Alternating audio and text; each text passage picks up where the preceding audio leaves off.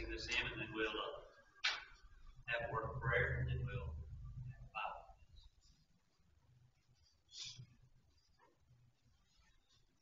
There is Lord Jesus, ruler of all nature, O Lamb of God, and Lamb of Son.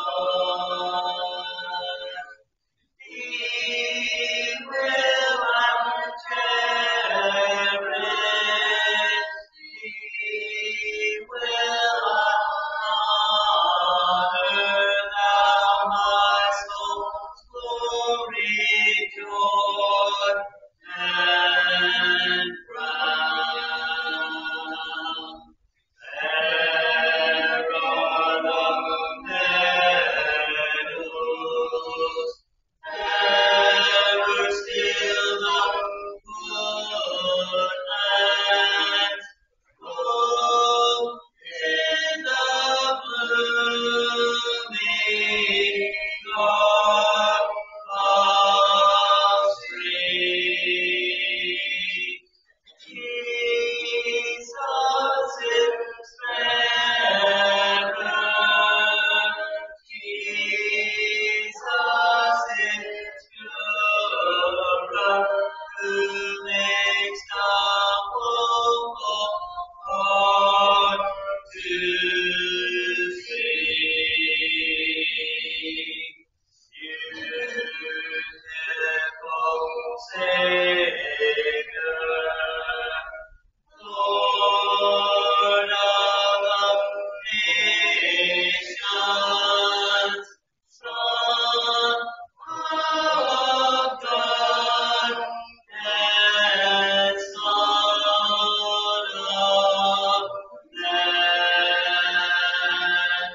Glory and honor, praise and adoration, now and forevermore be thine.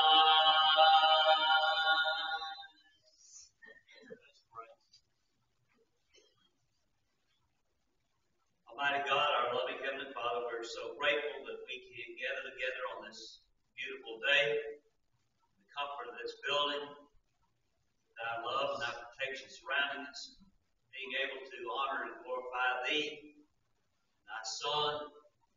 Think about thy Spirit, the guidance that you've given us. We're so thankful, Heavenly Father, that you've given us the Bible to guide our hearts and minds, that we might know how to live our lives. Pray, Heavenly Father, that we look at thy love and mercy that's been extended toward us in so many ways. Look at how weak and sinful we are in so many ways. We praise and honor and glorify thee for you having mercy on us. Heavenly Father, we pray that you'll bless our study today in thy word, that we might grow by it. We pray that you might help us to be able to better apply it to our lives, that we might be stronger, better Christians, that we might set a better example, that we might have the glory of Christ shown in our lives. Heavenly Father, we're so blessed and we're so thankful for all the blessings that you give us materially and spiritually. Pray, Heavenly Father, that we never might take them for granted, but that we might give you the thanks daily for them. Heavenly Father, as we think about our blessings, we look around us and see those who are suffering, who are in need, we pray, Heavenly Father, that you will give them the things that they need, and if it be your will, Heavenly Father, those that are sick and suffering of our number, that you might comfort them this day. Pray, Heavenly Father, it might be your will that you might restore them to their health. Heavenly Father, we pray for this land that we live in. We pray for its leaders. We pray that you might give them the guidance that they need, that we might have a land that is free, that we might have the ability to continue to worship and study your word and proclaim the gospel to the best of our ability to those around us, that there might be souls that might be saved. We pray for the church the world over. We pray that it might grow. We pray that it might have an influence. Pray especially at this time, Heavenly Father, for our congregation.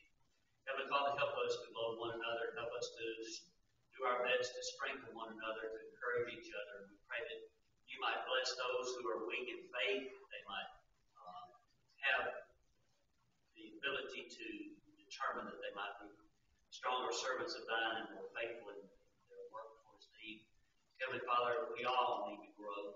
Help us to see wherein we're weak and to do our best to grow closer to thee and be stronger and more faithful.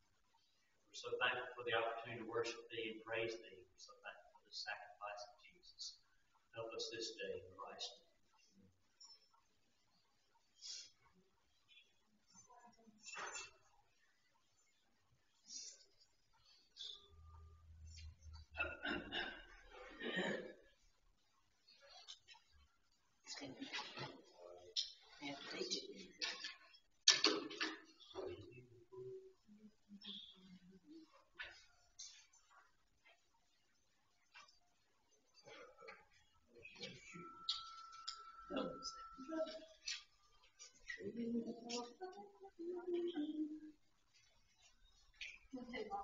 Go with it. No, she was right.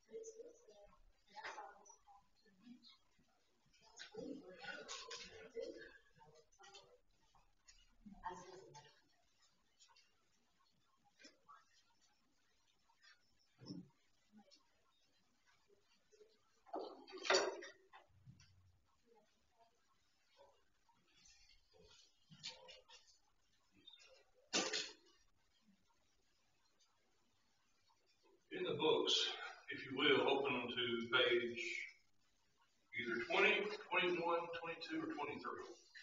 That was my dilemma last week, or last night, when we were thinking about it.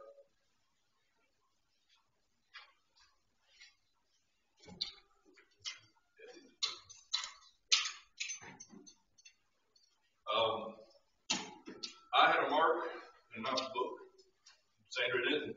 So we talked about it for a while, and we still couldn't figure out where we were. Do you remember where we stopped last time? Did anyone else put a mark down?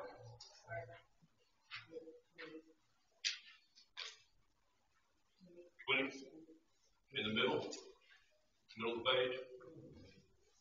Okay. Normally I put the date we start in the line, and apparently last week I put a line we stopped. Because today is the 27th, so sorry about that. I do appreciate your attention, your comments, and readings especially.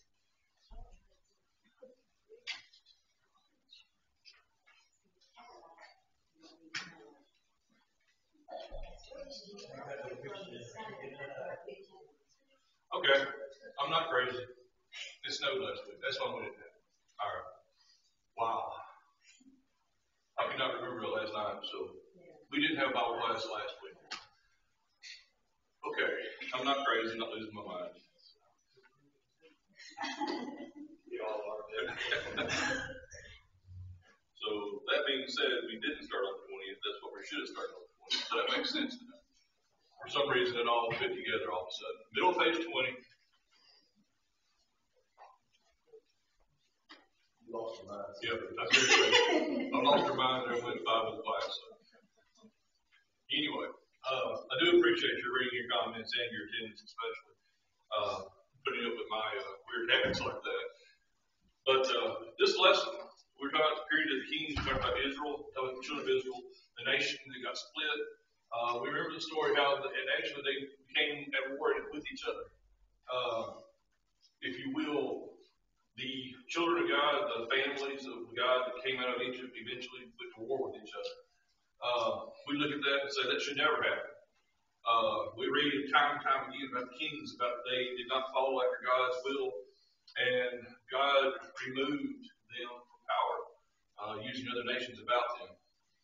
It's interesting when you think about they wanted a king. We talked about that back a couple weeks ago. God gave them a king, like the other nations, and then eventually used other nations to destroy them. So several different things that went on there that prove that God was always in control. And even in today's lesson, we talk about Psalms. Psalms written by David the psalmist.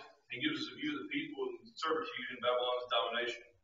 So by the rivers of Babylon, there we sat down, yea, we wept. When we remembered Zion, we hanged our harps upon the willows of the midst thereof, and there they that carried us away captive required of us a song, and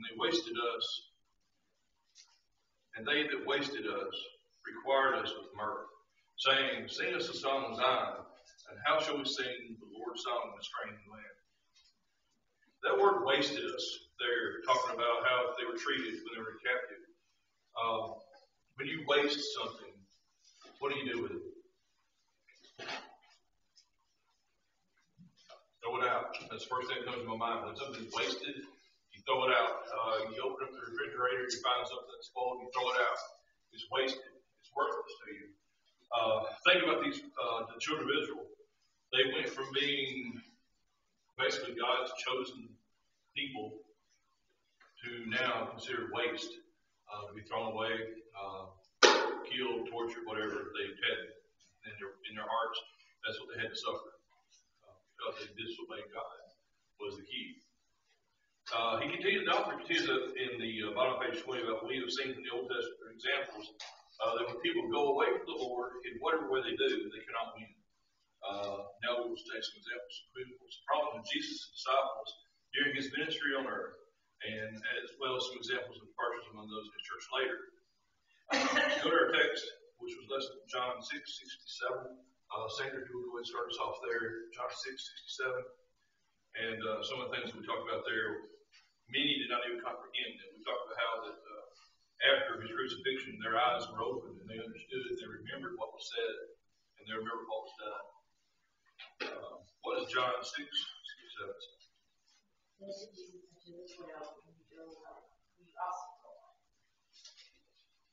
That's a pretty pointed question. If you back up a little bit, verse 61, that same reading, 6:61 of John, says, when Jesus knew in himself that his disciples murmured at it, he said to them, doth this offend you? How many people have you heard in the past month or two say they're offended at something? Or read about something somewhere where somebody was offended and hurt and got their feelings stomped or touched? That still goes on. Many times in the church even. Something is said, maybe a little carelessly, and someone's looking for an example or an excuse, and they jump on it and run. But that was the problem that even Jesus had with his disciples here. He was teaching the truth. He was teaching the perfect truth, perfectly. You think about that, and still people were offended. They wouldn't leave their ways. And then 66 says that from that time on, many of his disciples went back and walked no more with him. Very telling verse. Many of the disciples, many of the people that followed him, went back to the way they were, and basically didn't accept him anymore. And then Jesus asked him, he would also go away. In the middle of that paragraph, top of page 21, it talks about, after we read that, it says we must admire Peter's response.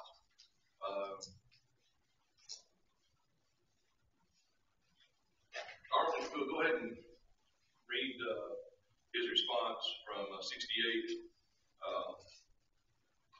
on down to the end of chapter 71, if you will. 68 through 71.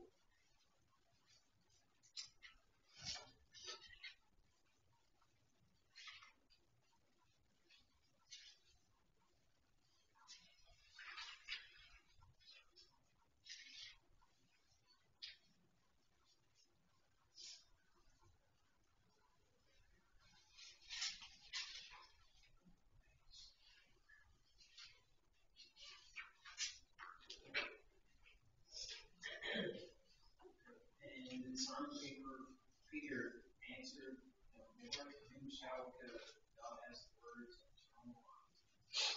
We believe for sure that thou art Christ, the Son of the living God. Jesus answered him, have not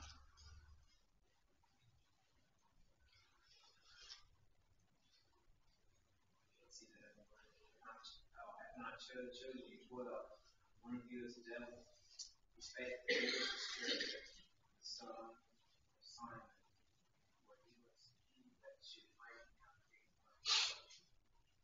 Okay, thank you. So Jesus himself chose his 12 disciples, and obviously they knew one They betrayed. often wonder who's going to be the next one to leave the church. At times, Will you also go away? I think that's what the author's trying to get us to look at. What are we doing to make sure we're doing everything we can to make sure they don't go away because of us, because of our inconsistencies or our sins or our lifestyle? Make sure we're living the right example we should be living. Because we don't want to be that person that broke someone away. Jesus offered basically a curse to anyone that would drive people away from church. And that'd be probably one of the more, I don't know if it's sadness is a way to look at it, but to know the truth and not obey it versus to know the truth and obey it and then live a lifestyle that drives people away from the truth. Either way, we're going to be damned eternally. Something to think about there. But his words, Peter says, to whom shall we go? Thou hast the words of eternal life. And we believe that thou art the Son of Christ, that Christ, the Son of the living God. Very, very, probably underlined in most of our Bibles and highlighted. That statement drives the note home, especially Jesus was the Christ. Jesus was the sacrifice that was promised, and he was the fulfillment of those prophecies. The author goes back and he talks a little bit more about could they have not waited for a more detailed explanation and thus been further informed. But all are not like them today. Become offended and at least a bit of discouragement or misunderstanding. They do sometimes go away and never return. And that's what we're just talking about. Even in the church today, in today's society, there seems to be a group of people that are looking for ways to be offended. Social media has become a hotbed of people, in my opinion, trying to offend and those wanting to be offended. So it's a perfect storm. I remember getting into why I just thought about this. This has probably been over 10 years ago. I was in a discussion room on AOL. That's how long it's been. And one guy said that he didn't believe there was a God, and another guy answered him back giving scripture. And then, of course, the other guy fired back. How do you know it's true? Well, by faith, the conversation was strange in that the one guy that was answering the question was trying to use the Bible, and the other one that was saying he needed help was rejecting everything that was being said. And like I said, sadly, I think there's a lot of people out there trying to offend people, and there's a lot of people wanting to be offended. So a lot of these marches and a lot of the political climate right now we're in, I think it's just people's own will and own attitude that's got us to the point we are today. And some of that's crept into the church, and that's one thing that's very, very telling. When we live our lives, when we do the best we can, and still sometimes we fall short, bringing people back to the church or keeping people in the church. But on page 21 talks about this going away problem, and it says, first of all, let us be careful that we do not use words loosely or carelessly, thus causing misunderstanding and offense. Loosely and carelessly talking, maybe running someone down behind someone's back, they get overheard, anything like that could be construed as derogatory, could drive someone away. The old saying, walk a mile in my shoes. Put the shoe on the other foot. We all have that different kind of saying. What if I was in that position? What would I want to hear? Or what do I need to hear to be involved and be pulled back into the fold. Secondly, it says, let us be sure that we do not become too sensitive and therefore subject to offense. A little too much about me. One of my favorite sayings is hypersensitive. And to that, my wife has thrown things at me. So if you're hypersensitive, in my mind, you're looking for something. You're looking for something to go off on. The least little thing to set you off. And obviously, we have discussions about that. Moving on quickly. Thirdly, let's understand that the truth must be preached in a manner not to offend. We cannot compromise the truth. I think that's the key verse in this whole lesson today that we covered. We cannot compromise the truth, but the truth has to be taught in love. Just like the Bible says, not to drive someone away in a manner not meant to offend, but truly, first of all, showing people how much we care, and then showing them how much the Bible will lead us to eternal life.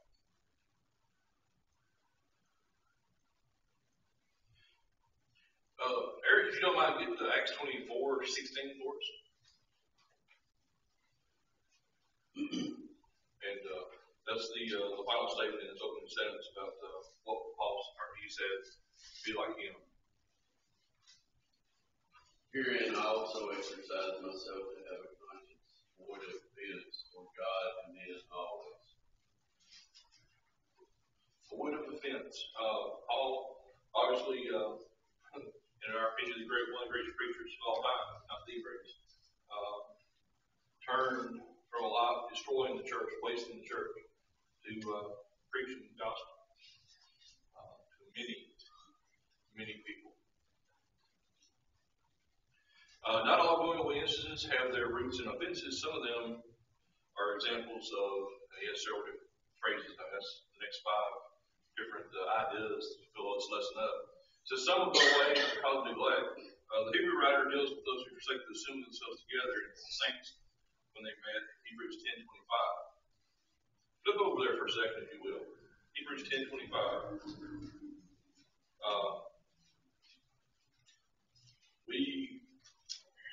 We know that verse, and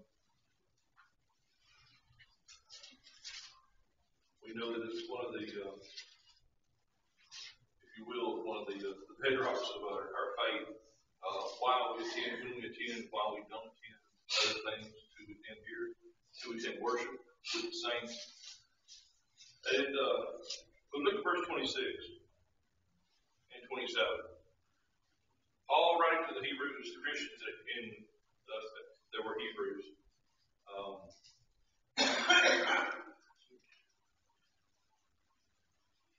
Verse 22. I'm going back to 22 down through 29. Let us draw near with a true heart, full assurance of faith, having our hearts sprinkled from the evil conscience and our bodies washed with pure water. Let us hold fast the profession of our faith without wavering, for he is faithful that promised. Let us consider one another to provoke one another unto love and to good works, not forsaking the assembling of ourselves together, as the manner of some is, but exhorting one another, and so much the more to see the day approaching. For if we sin willfully after that we have received the knowledge of the truth, there remaineth no more sacrifice for sins, but a certain fearful looking for the judgment and fiery indignation which shall devour the adversaries. He that despised Moses' law died without mercy under 2 or 3 witnesses. How much sorer punishment, suppose ye, shall he be thought worthy, who should try and underfoot the Son of God, and hath counted the blood of the covenant wherewith he was sanctified, an unholy thing, and hath done despite unto the Spirit of grace. There's a whole lot to that, other than just making it to church on time. The willful sin, verse 26, is obviously forsaking the assembly of this particular fact. That's one of them. Well, of course, you have others, but that's the one They pointed out. here. And that's And if we sin willfully, there ain't more sacrifice for our sins. When a person willfully neglects the service of the church, what else can you do? yeah, they're. And I think that several weeks ago, Rob had a sermon. I don't know what phrase he used, but it kind of stuck with me for some reason about the checklist Christian. And I think a lot of us can kind of get right between the eyes because, yeah, we do this, and what else do we do? Well, there's a lot more than just, like we said, 2 or 3 things every week. It's a lifestyle. It's a way you think about things, the way you look at things, the way you look at God, the way you look at Scripture, the way you study. It's not just something that. I think willful sin is Satan is sinning, and I think it is known by everybody that knows what Scripture says. If it is, and you sin willfully, there's more sacrifice of sin. Where does that leave people who want to attend service? Yeah, especially if they've come to the knowledge of the truth. That was the key that I thought. As we reread that, they know the truth. And that's the sad thing. There's a lot of people that won't become Christians that know the truth. There's a lot of people that won't attend regularly, and they know the truth. They think it's a man-made requirement, and it's not man-made. So we need to teach and talk. The place of sin is remember the Lord's church. Who sin willfully, what a good gift. Would you venture a gift? Every year, you first. What do you think it is? Do you think it's a real high number? 50%. 50%. And I go by attendance. If 100 come on Sunday morning, and they're not sick, and 50 come on Sunday night, then that means 50 have sinned willfully. Pick up by it, express yourself. That's one of the first things I look at. I get a couple bulletins still from back when my dad was getting, but that's one of the first things you notice when you go to visit somewhere. You look at their boards. We should be proud of our board. What are we doing? How many are attending worship here? But like you said, there's some symptoms there when they're not showing up for Bible study on Wednesday night or Sunday night even. Many times there's things that get in the way, and other things they have to do, but many times it can't be that often. And in the back of your mind, you want to say something and just help out, but how do you bring it up and not offend someone? What do you think about those churches? Either they're big ones or whatever, but they have outdoor services and stuff. Oh yeah. Well, you go to all 4 of them. You have to go to all 4 of them. No, I don't think so. That's the bigger church. I think I know I've used it a couple times. Needed to be somewhere early in the afternoon, attend worship earlier. But as far as the time, it doesn't have to be there all the time. I know even the ones at Murfreesboro, some of them are big enough. They have a huge attendance parking issue, and they have split services. So. Honestly, you get the time where you get such a big group where you're going to have people. You just get off work and not on work. Yep.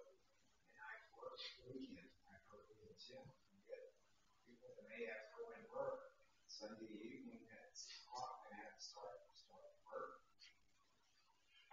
Yeah, there are cases where they have to get out, but I don't think that number is close to 50%.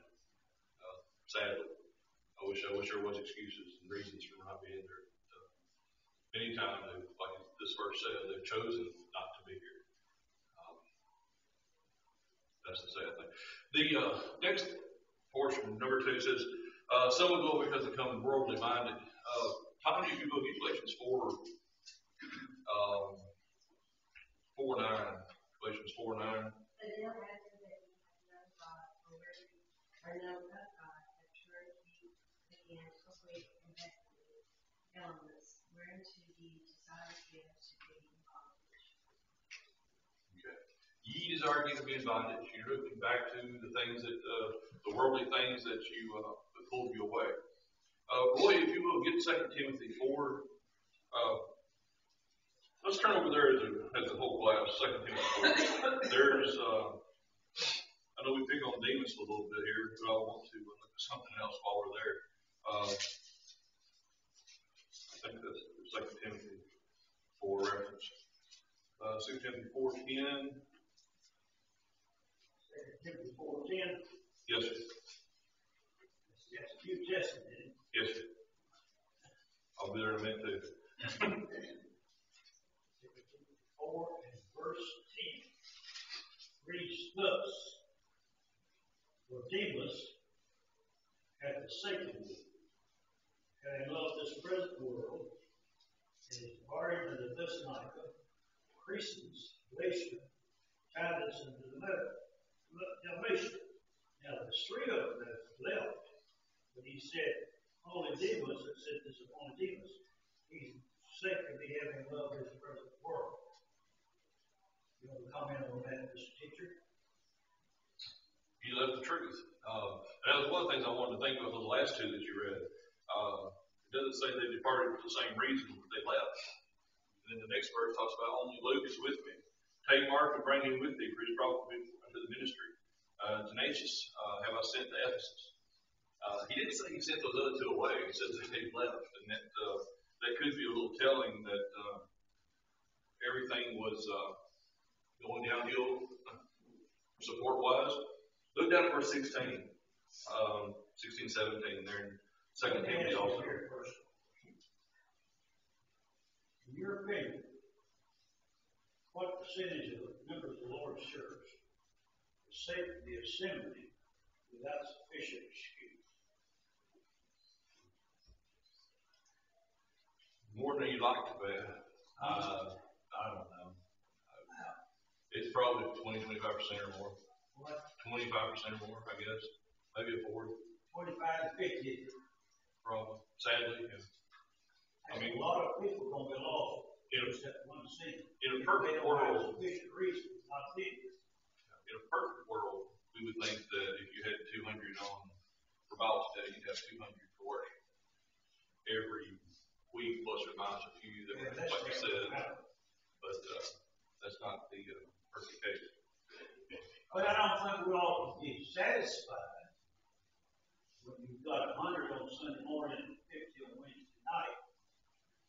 I don't think we ought to be. Until we know those 50. Well, that was, if we're teaching the truth in love and we're working and trying to be a part of their lives, everybody's lives to interplan together. That's one reason we have the fellowship meal, because a lot of times we come in here, we study, and we talk, we read, and we go out the front door, and we don't see anybody else till maybe Wednesday night or possibly next week.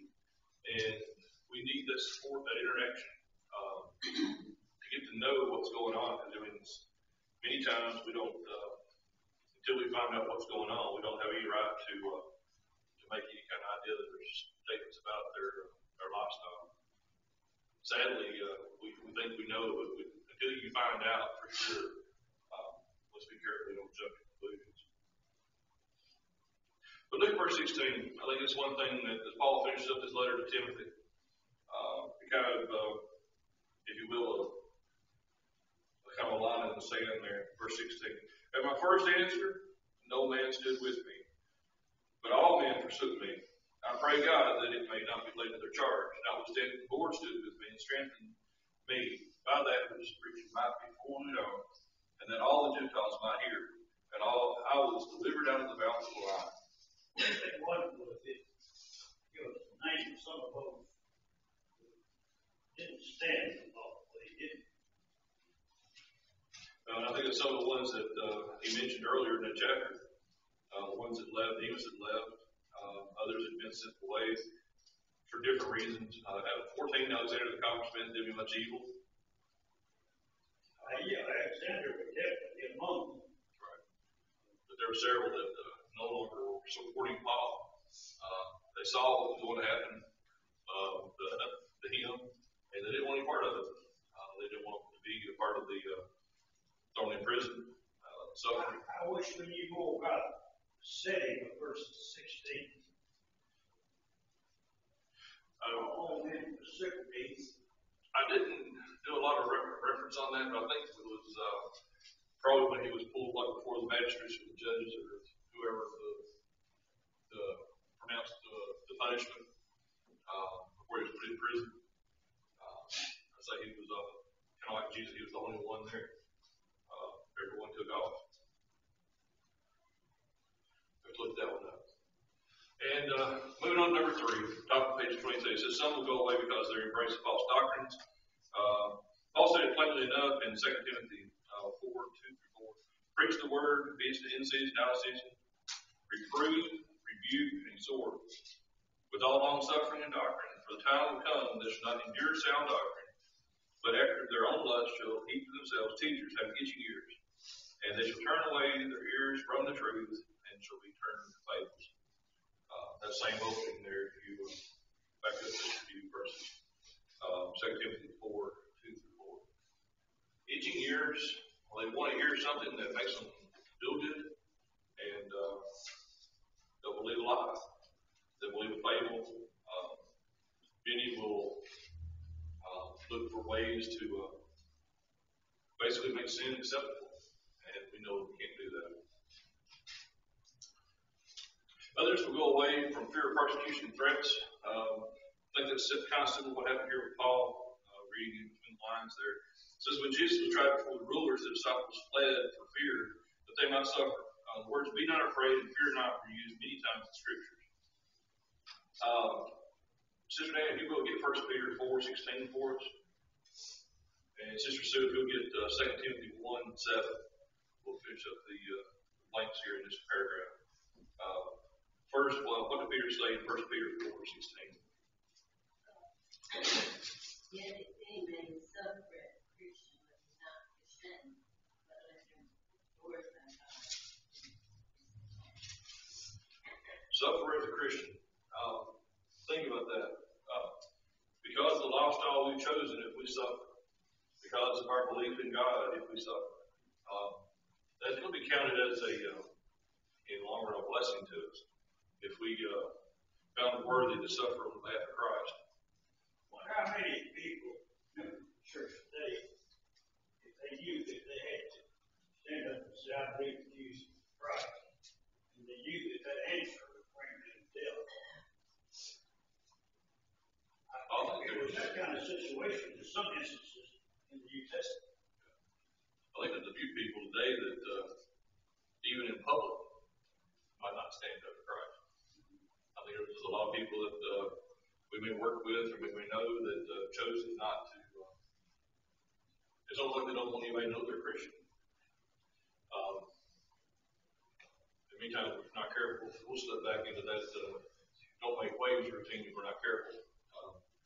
But when asked, we should be proud that we're Christian. Especially, right now, we're not in any fear of outside interference here. We're not in any fear of someone rushing through the door because of what we're teaching. We've taken it, compared to what happened in the New Testament, we do have less physical violence against us, but we do have some pressure against us to stand for the truth. What does 2 Timothy 1:7 say? For God has not given us a spirit of fear, but of power, and love, and a sound mind. Those 3 phrases there: power, love, and a sound mind. Knowing the truth, knowing what is ahead, knowing what the power of God is, knowing what the love of God was. A lot of people can recite and remember John 3:16. You see it in the ball games still in the background. People signs talking about it. That's the beginning of understanding. There's a love that we need to understand, and also a fear of God we need to understand. And that grows from there. But power, love, and sound mind, knowing the truth. Number 5, still others go away because their love grows cold. Ephesians 3:17. Sister Edna, if you will get Ephesians 3:17, and Glenn, if you will get Matthew 24:12, and Senator, if you will get Galatians 5:22. This will fill in the blanks for paragraph 5. Others go away because they're not all those things above, but they're not. We We look at that, they're not staying with the truth. What does Ephesians 3:17 say? Christ may dwell in his heart, my faith, that he be rooted in the word of love. Rooted and grounded. It ties in very well with the power of love and sound mind verses above. You're not wavering. You're tied to the rock. We sing songs about rock of ages. We sing songs about an anchor holding fast in the storm. Different things like that are, I guess, analogies of what our faith should be. We're not going anywhere if we stay rooted and grounded in the faith.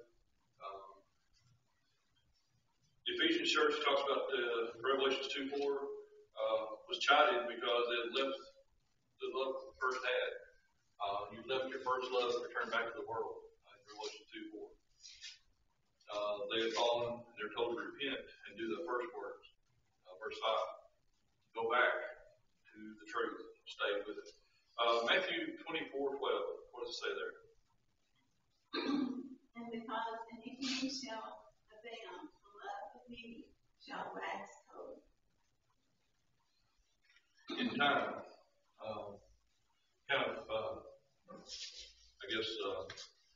sad to look at it. It says the love of many will wax cold. It doesn't say the love of a few. It says the love of many will wax cold. And in Galatians 5:22 says. But the fruit of the Spirit is love, joy, peace, long suffering, gentleness, goodness, faith. And the author finishes up that since love is one of the fruits of the Spirit, we grieve the Spirit when we let love grow cold. We need to have in the opposite sense, a burning, active, focused love for the truth, for Christ, for God. If it's cold, obviously we can see the analogies there. It's dead. It's not functioning the way it should. It's not worthy, if you think about that. The bottom page, the author finishes up, says, the question Jesus asked his disciples is one that each of us should ask ourselves. Namely, will ye also go away? If we feel a sense of weakness or insecurity and fear that the body is defined in the spirit, we should do as Paul did.